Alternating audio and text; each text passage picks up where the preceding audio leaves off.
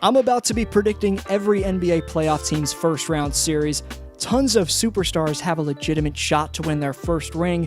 Some try to shock the world under difficult circumstances. I broke my back, spinal. I broke my back, spinal. And others are trying to defend a legacy intertwined with GOAT status. Stick around to see if I think your favorite team or player will live up to expectations, or if us fans should expect a stunning outcome. First, Big Man gets the shoutout, who says that the Blazers will take the Lakers to 7 games, and if they were fully healthy throughout the season, that they would firmly be in the upper echelon of the Western Conference. Question for next video shoutout coming up. Thanks for all the great answers.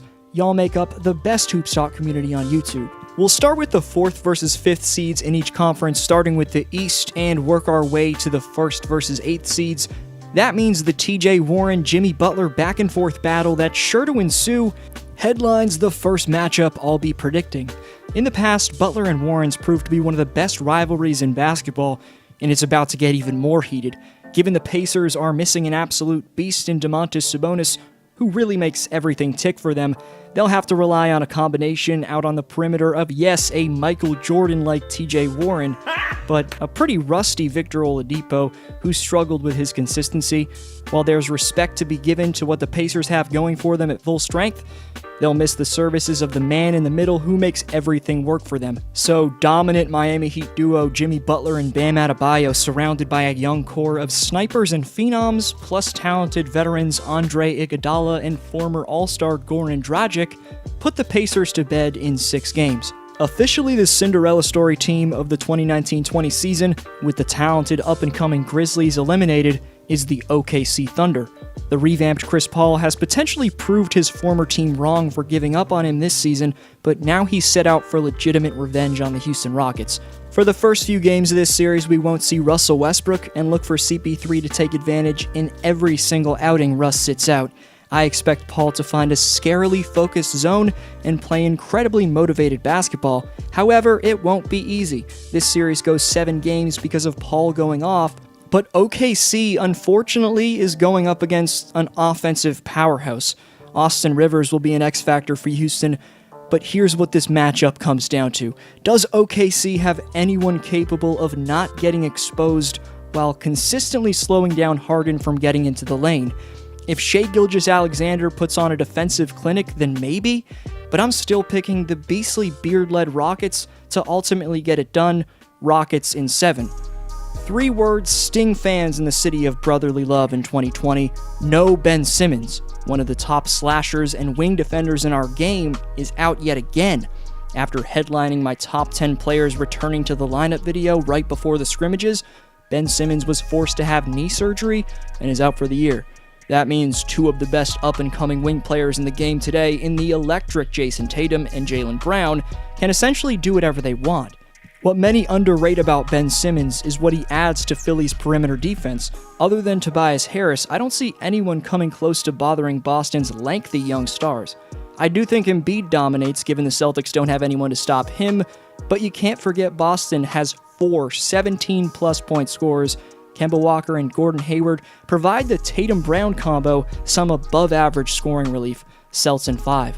Utah's missing their second 20-point scorer next to Donovan Mitchell in Bojan Bogdanovic, a marksman on the perimeter who had a tremendous impact. Rudy and D-Mitch should still be a problem though, and with Mike Conley's endless amount of playoff experience, that should keep a team that the moment's been too big for in the past settle down. It's too bad they had an inconsistent regular season and put themselves in a first-round series with a top 3 to 4 contending team in the Denver Nuggets. Michael Porter Jr. is blossoming into an all-star right before our eyes to give the star Murray and superstar Jokic the support they desired in the past, while a fast-footed giant emerges out of nowhere this year in Bol Bol. The Nuggets' depth on the wing as well, and really everywhere, is just stellar, with two-way players like Jeremy Grant, Torrey Craig, and recent standout rookie PJ Dozier. I think Denver game plans in on D-Mitch with those options and keep the Jazz All-Star in check, and they beat the Jazz 4-2 in the best-of-7 series. This is one of the more intriguing series in my opinion. You've got 2 of the best rising teams in the Western Conference. Who's going to come out on top? I'm really looking forward to it. Kicking off the first step in their championship defense, the Toronto Raptors take on the Caris LeVert, Joe Harris-led Brooklyn Nets. a team that has superstars looming on the injury reserve. Meanwhile, Toronto's shown that 1 through 15, they're a dangerous squad to mess with. In the thumbnail, you may have realized Pascal Siakam wasn't in the picture. Even though he's unequivocally Toronto's best player, I left Spicy P out to display the talent this man has around him. There's 4 players having career seasons next to Pascal, in Serge Ibaka, Kyle Lowry, Norman Powell, and Fred VanVleet. Other than Lowry, who's improved his confidence in the clutch after coming up big in the finals last year, all the players I just listed are averaging a career best in scoring, so Pascal should feel as, if not more confident, pre, during, and post every playoff game this year than he was in the Raptors' 2019 title run. Siakam's shown that he can be a go-to guy down the stretch of games and hit game winners all 2019-20, and even though Kawhi's gone and he's the number 1 option now, there's a ton of support for him if teams decide to trap him. So it'll be fans in Brooklyn's time to celebrate before you know it, but Toronto wins 4-1 against the Nets in 2020. The Clippers owned the Mavericks in the regular season, but with the Slovenian phenom Luka Doncic making his playoff debut, will things be different? A week ago, Dallas tried a mix of Luka Doncic and Dorian Finney-Smith on Leonard, with even Maxi Kleber and Tim Hardaway Jr. attempting and failing to slow down the claw. The most underrated part of Kawhi's game is his passing ability, no doubt, and that's what makes him such a nightmare to defend. Watch here how he blows past Luka Doncic, hop steps into the lane, fakes out Porzingis for the lay-in, then somehow maintains his pivot foot and finds enough space to whip a bullet pass to Markieff Morris. I'm predicting Kawhi breaks down the Mavs defense all series long. However, Montrezl Harrell will play his first game in 6 months. It'll take a few games for him to get comfortable in the offense. Plus, Luka and KP are debatably the best up-and-coming duo in the game, and when the Mavs with those two, plus snipers like Seth Curry, Hardaway Jr., find a rhythm, they can score the ball pretty damn well. So Dallas gives LA a run for their money and take 2 games, but the beastly second-seeded Clippers move on. Tragically, future All-Star in my opinion, Jonathan Isaac, got injured yet again, and Aaron Gordon didn't participate in Saturday's Magic practice. Also, Al-Farouq Aminu, who Orlando brought in to guard top wing scorers, has been sidelined all season. That's 3 players who could have slowed down the freakiness of the Greek. If the Magic find a way to compete in any of these games somehow this banged up, and Giannis plays in fourth quarters, then I'm making the prediction that Giannis could break some history with his attacking of the paint. I really don't see who slows down the best slasher in the league's momentum here for Orlando, so this could go down as one of the greatest individual playoff series from a player ever. The Bucks sweep the Magic in round 1.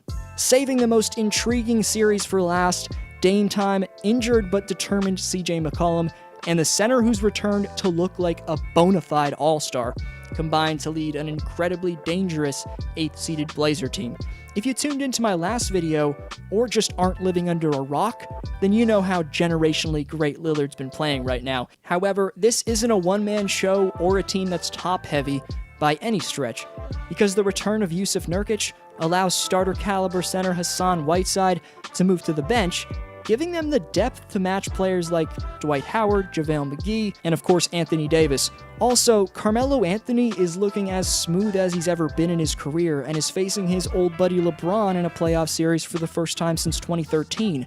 That could be some motivation for him. But the question of this series will come down to one factor: Zero Dark 30-23 mode versus Dame time. Whichever top talent asserts himself the most will give their team the series win. If Portland won, then they would be the first 8th seed to beat a number 1 seed since 2012. But despite looking cold as of late, the Lakers still have 2 of the top 5 players who have tremendous pick-and-roll chemistry and should only gain rhythm as their time in Orlando progresses. To be honest though, this clip of LeBron locking up both Kawhi and Paul George on the last possession is reason enough for me to pick the Lakers. LeBron will almost definitely see time defending Damian Lillard, but this isn't going to be a walk in the park. You can't forget the Lakers are missing Avery Bradley and Rajon Rondo, leaving the memed GOAT Alex Caruso with a ton of defensive responsibility out on the perimeter, so this could shock you. But I think this series goes 7 games, but in Game 7, I'm betting on the Lakers defense to close it out. For more NBA predictions, stories, and rankings, hit subscribe. I'd greatly appreciate it. Let me know your complete first round bracket predictions for a chance at next video shout out and to compete in Community Speaks. My name's Adam. Call me D-Flow. Thanks so much for watching, and I'll see you next video.